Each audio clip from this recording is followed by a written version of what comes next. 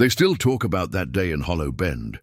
The afternoon the sun hit the dust like fire, and a girl's life was sold for the price of a cup of whiskey and a loaf of bread. I remember it because I was there, leaning on the rail outside my saloon, watching hope leave a young woman's eyes. The auction block had seen cattle, horses, wagons, and shame in every shape. But that morning, it was a girl standing there. Clara May Holt, 19 years old, with straw-colored hair and a look in her eyes like she'd been born apologizing. Her father stood beside her, hat clutched tight, face like dry earth. Times were hard. Folks did things they'd never thought they could just to see another winter. The men crowded close, laughing too loud, flicking coins between their fingers. You could smell the hunger, not for food but for power. I remember wishing the sky would open and swallow us all whole, and then Elias Crow stepped out from the shade of the mercantile. He wasn't much to look at, lean as a fence post, hat pulled low, hands scarred from work. But there was something in the way he moved, slow and deliberate, as if every step had been weighed against his conscience. Without a word, he laid $3 silver on the table. The sound of metal against wood was the only thing that dared to breathe. Nobody laughed after that. The auctioneer nodded. The girl didn't look up, and just like that, Elias Crow walked away with a wife he never asked for, leading a mare with a trembling girl trailing behind. They say the walk from Hollow Bend to Crow's Ranch was 12 miles of heat and silence. I only know what I imagined.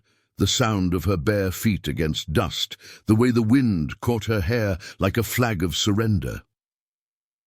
When they reached his ranch, Elias didn't touch her. He opened the door, pointed toward the small room at the back and said only, "You can rest there. You'll be safe." His voice cracked on that last word, as if it was something he hadn't spoken in a long time.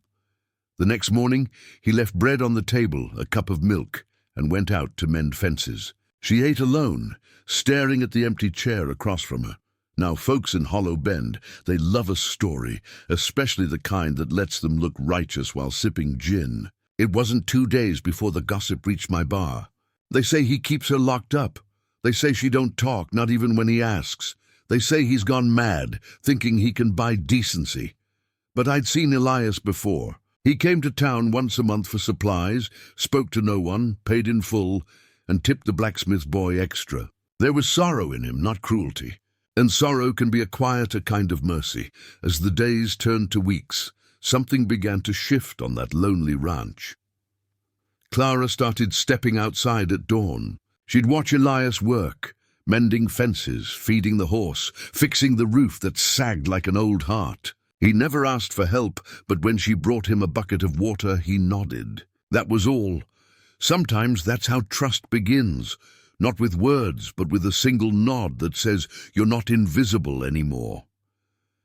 She found a rhythm in the silence, washing clothes, sweeping dust, learning the language of small kindnesses. Elias never entered her room, not once. At night, he'd sit on the porch, pipe smoke curling into the stars, and hum low songs that sounded older than the hills, but the peace was thin as glass. One night, a storm rolled over Hollow Bend, black clouds stacked high, thunder shaking the ground. Rain came down in sheets, hammering the roof like the world was trying to start over. The wind tore the latch off her window, and Clara woke screaming. Elias rushed to her door, stopped just short of touching it, and said softly, "You're safe." "It's just thunder." She screamed again when he kneeled to fix the shutter, the shape of him in the dark too much like the men she'd feared before. Her cry sliced through the rain, raw and wild. Elias froze, hands in the air, and said through the roar, "Forgive me, I won't come closer."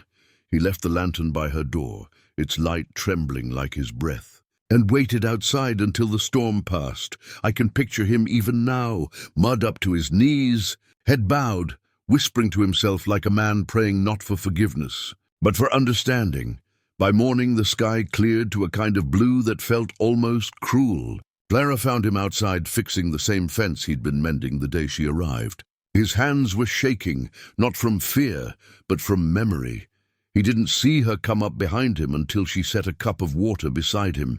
She didn't speak, but when their eyes met, something in both of them eased. He touched the brim of his hat. She nodded.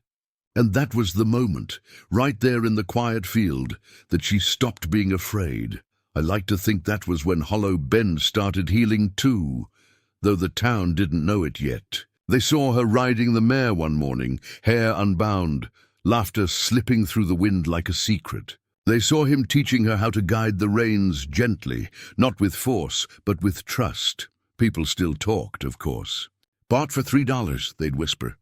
But gossip loses its teeth when faced with grace. Elias started coming to town again. He'd stop by my saloon for supplies, hat in hand. Once I asked him, "You treatin' her kind, Elias?" He looked at me like a man searching for the right words and said, "I reckon she's teaching me how." And I believed him. Winter came, the kind that turns breath into smoke and loneliness, into something you can see. On the ranch, they shared the same fire, though still in separate rooms. Sometimes he'd read from an old Bible, not for prayer, but for the rhythm of it, the sound of faith spoken aloud. She'd sit near, sewing, listening. It was a home built not on desire, but on dignity. One evening, she told him about her mother's locket, sold long ago to pay off a debt. He said nothing then, but a week later, he rode 30 miles to fetch it back from a trader in Yarrow Creek. He left it on her pillow without a note. The next morning, she wore it as she made breakfast, and when he walked in, she smiled, small, trembling, but real. That was all the reward a man like Elias ever needed. The following spring brought color back to Hollow Bend. Wildflowers climbed the fences like they'd been waiting for a reason. I saw them ride through town one Sunday, side by side, not touching. But something between them said they no longer needed to hide. Then came the fire. It started in the saloon across from mine. A spilled lantern, too much liquor, too little care. Elias was in town trading hay. When the flames rose, he didn't hesitate. He ran inside to pull out the barkeep's boy, trapped behind the counter. By the time Clara reached the street, the building was smoke and cinders. She found him outside, coughing, hands black with soot. Without thinking, she pressed his burned hand to her chest and whispered, "You're safe now." The whole town stood still. For the first time, no one whispered. He healed slow after that. She tended him with patience, learned the hard way. Sometimes I'd visit, bring pie or news, and sit with them on the porch. He'd talk little, but the peace around him was its own kind of language. One evening, Clara turned to me and said, "Miss Lorna, I used to think kindness was something people gave you, but maybe it's what you decide to keep alive in yourself. And I'll tell you, I've never heard a truer thing. Years have passed since then. The ranch still stands, wind-worn but steady. Some nights, when the moon lays soft over Hollow Bend, I can see the lantern light in their window flicker like a heartbeat. People come and go, towns rise and fall, but that story, the one about the girl who screamed and the man who kneeled, stays. Not because it's tragic, but because it reminds us what mercy looks like when it walks on 2 feet. So if you ever find yourself in a place where decency costs more than gold, remember Hollow Bend. Remember the cowboy who bought a girl not to own her but to give her back her name. Remember that kneeling doesn't always mean surrender. Sometimes it's the only way to meet another soul where they've fallen. And if anyone ever asks what love looks like out here, I'll tell them this. It looks like silence instead of shouting. It looks like a hand offered, not taken. It looks like a man on his knees fixing a broken window so a frightened girl can sleep through the storm.